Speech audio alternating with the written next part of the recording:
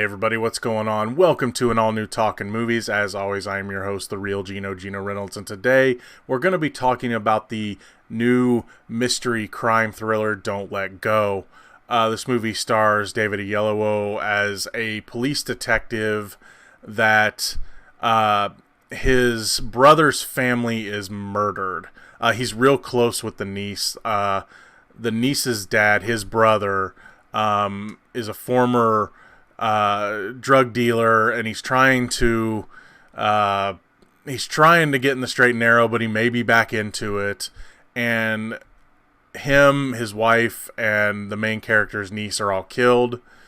And of course, this puts our main character, the police detective, in just a deep depression. But sometime later, he gets a phone call from his niece's cell phone. He picks it up and he hears his niece's voice. After a bit, he finally figures out that his niece is calling him from the past. And so he, over the course of the movie, is working the investigation, trying to figure out what happened in the past so that he can change it.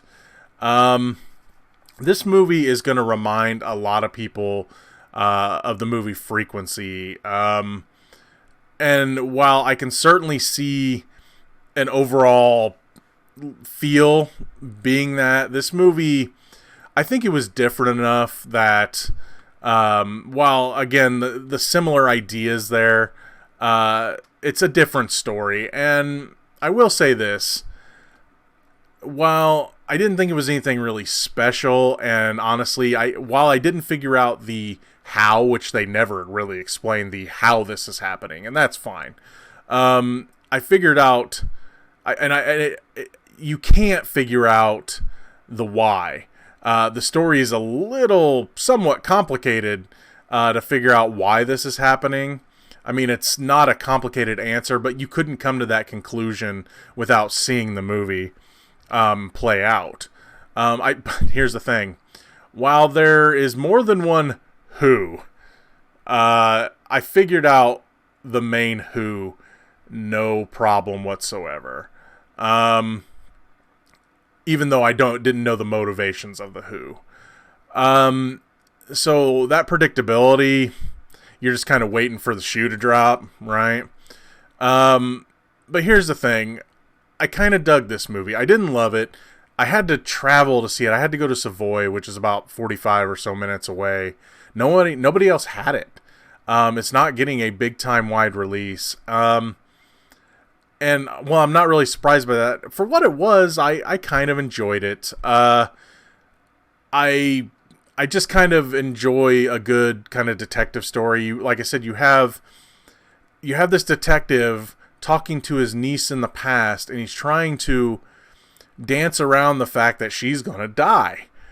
He's trying to get her to do things in the past to where he'll see them in the future eventually, and he does not explain it to her for like the longest time in the movie, but she just kind of trusts him. And things get complicated when, okay, he's in the present, she's in the past, but when she goes to see him in the past, things get a little more complicated because she's not talking to her uncle in that time. She's talking to the future uncle. And I kind of liked the whole banter between him and him trying to dance around it and figure out things, saying, okay, can you go look at this and can you change this? And when he starts asking her to change things, he kind of goes into a kind of a butterfly effect like moment where all of a sudden he has new memories and is wondering why the old memories are not there anymore. He's still questioning what he had seen,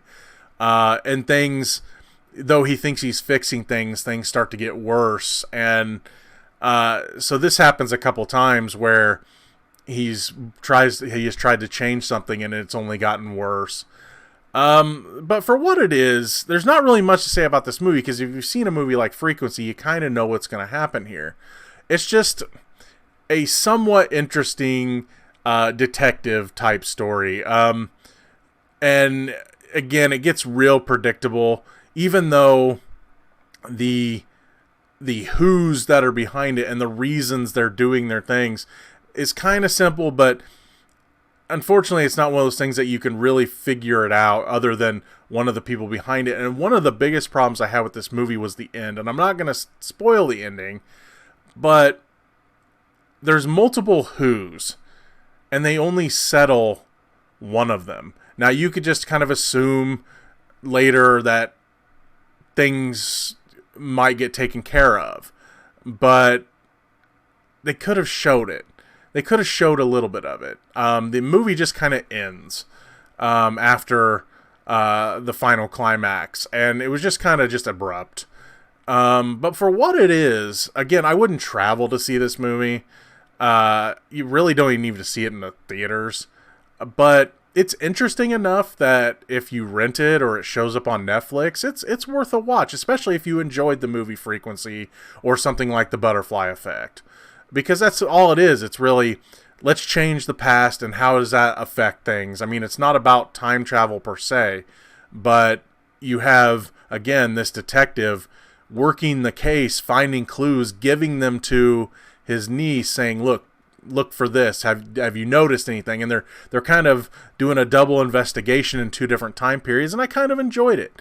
It's not a great movie. It's not going to make my best of the year, but for what it was, I kind of enjoyed it. So if you like kind of weird whodunits, this one might be worth checking out, at least whenever it comes out on Blu-ray. That's going to be all for this edition of Talkin Movies. If you like what you've heard here, please subscribe to the Real Geno YouTube channel, like this video, and if you have anything to say about Don't Let Go, that is, if you found it in theaters, please feel free to leave a comment in the section below. Till next time, I'm your host, the Real Geno, Geno Reynolds. See you later.